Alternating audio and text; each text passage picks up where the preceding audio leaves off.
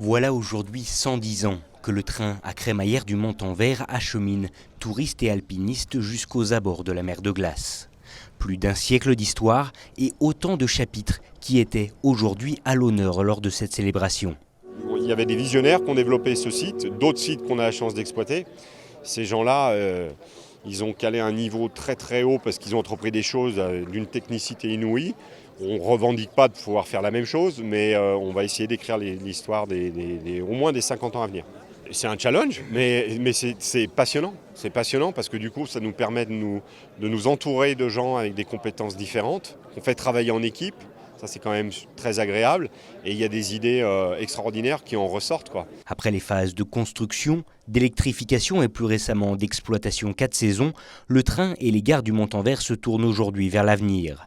Un sacré challenge pour les équipes en place qui devront conjuguer leurs projets avec l'explosion du tourisme en montagne et le réchauffement climatique.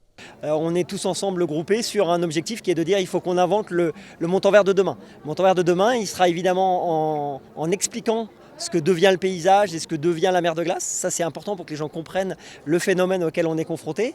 Et puis, il faut qu'on sorte de là positivement. Et ce qui est très positif, c'est que le site reste et demeure un site majeur en termes de paysage. On a parmi les plus hautes montagnes des Alpes, les plus spectaculaires également avec les Grandes Jorasses, avec les Drues, qui elles aussi ont un morceau d'histoire en elles. Et donc ça, c'est déjà un créneau extraordinaire pour que les gens viennent découvrir le site. Toujours aujourd'hui propriété de la commune de Chamonix, le site sommital à 1913 mètres d'altitude se doit donc de vivre avec son temps et avec ses contraintes. Pourtant, une chose est sûre, même si la glace fond inexorablement, le lieu reste l'un des joyaux du patrimoine naturel du massif alpin. On est très très fiers de ce site, ça fait partie des pépites que nous avons et des endroits que nous souhaitons valoriser au mieux. Alors, sans développement quantitatif, on est vraiment sur du qualitatif, là aussi, sur une amélioration de ce qui peut être fait. Et le mettre au service des gens de la vallée, de la Haute-Savoie, mais aussi, je crois, c'est un patrimoine, un élément du patrimoine mondial qui est là sous nos yeux. Donc, traitons-le avec considération, respect, humilité, mais aussi détermination pour le garder en qualité.